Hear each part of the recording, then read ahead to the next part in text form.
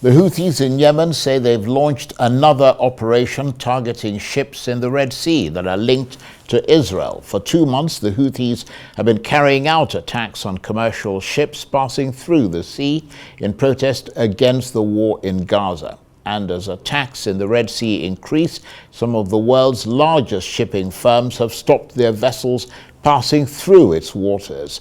The latest one being oil giant BP. It says it's halting all oil and gas shipments. The US is planning to establish a new maritime protection force in the Red Sea to counter those attacks. The French foreign minister says the attacks cannot go unanswered.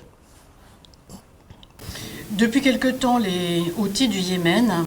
For some time now, the Houthis in Yemen have been attacking ships, obstructing freedom of movement, and launching missiles and drones, and we have condemned such attacks. But I would add that the increase in such obstacles to freedom of movement and these attacks cannot go unanswered. We are studying several options. Including military options? We're studying several options with our partners. Well, for more on the war, let's bring in our ICE chief correspondent, John Cookson, who is monitoring developments from London. Great to see you, John. Let's start with yet another attack on a merchant ship in the Red Sea, a chemical tanker coming under attack by a number of projectiles launched from Houthi-controlled territory in Yemen. There are also reports of 3 other incidents off the coast of Yemen. What's your assessment of that?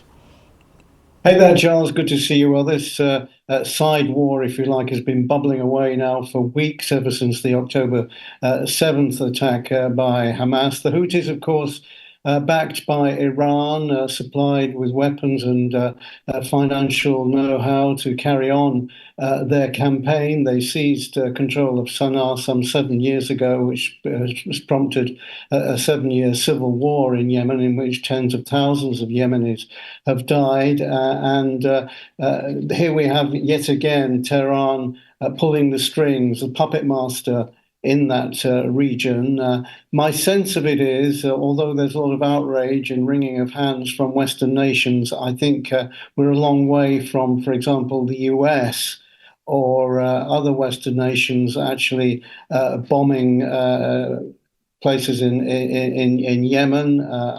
I don't think the time is appropriate for that, especially as the country is still racked with the civil war. Yet the Israelis may do something, because all of these ships, or most of the ships that the Houthis have attacked, are heading for Israel, and a couple of them have been seized and still being held by the Houthis.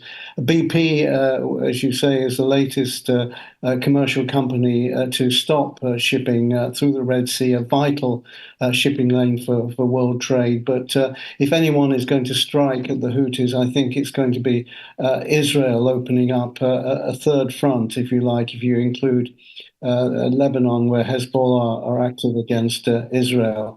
So it's a developing story. No doubt Iran piling the pressure on Israel indirectly by supporting Houthis in their campaign.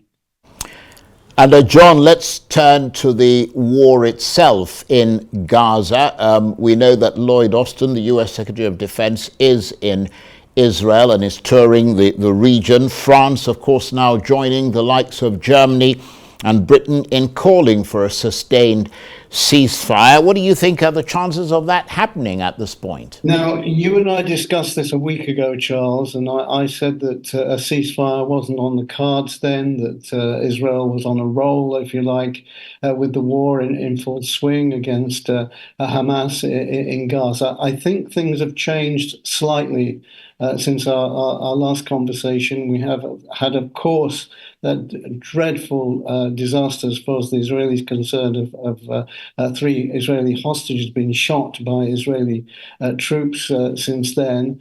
And we've had yet another week of horrific images coming out of Gaza, molding world opinion, and certainly opinion of world leaders. Biden saying last week that it was time for Israel was losing international support, and since then we've had the likes of Sunak of Great Britain calling for a ceasefire. For example, the release of further hostages, and of course we have this UN Security Council meeting tonight. So I think things have changed a little bit since last week. And is the mood ready? Is the time right for Israel to talk about a ceasefire? We know that Hamas have already been talking to Egypt, one of the power brokers in the region, about a ceasefire, which would, of course, help them at this particular time. But Israel has to, of course, agree. And I'm not sure that we're at that point yet, but certainly the world pressure seems to be on Israel tonight to agree to some kind of ceasefire. But it's too early to say. We'll just have to wait and see. I can't predict on this one which way things will go, whether Israel will agree to a ceasefire in the coming days or not. But the pressure's certainly there on them at the moment. Well, you raise a very interesting point there, John, about whether it is the right time from the Israeli perspective, because at the moment, Israel clearly still acting out of a sense of anger and revenge, rather than, as the Europeans are suggesting, a sense of justice. And the fact that those 3 hostages who were trying to escape got shot by their own side is prompting questions that even if they are getting shot, I mean, if they themselves are getting shot, what chances do civilian residents have in Gaza? Absolutely, yeah, and you made a very good point right at the start, and it's not always mentioned, but when I was in Israel last month, I was overwhelmed by the sense of outrage that ordinary Israelis have about the October 7th attack. It should never be underestimated, the fact that the impact that this has had on a nation. It was a horrific attack. We know that. But if you were Israeli and living in Israel, it was suddenly much, much worse than as it's perceived outside of the country. And this always has to be borne in mind when countries like the UK, France, Japan, and others call for a ceasefire. The big question is, if this had happened to the UK, would the UK have agreed to a ceasefire? I'm not so sure that they would.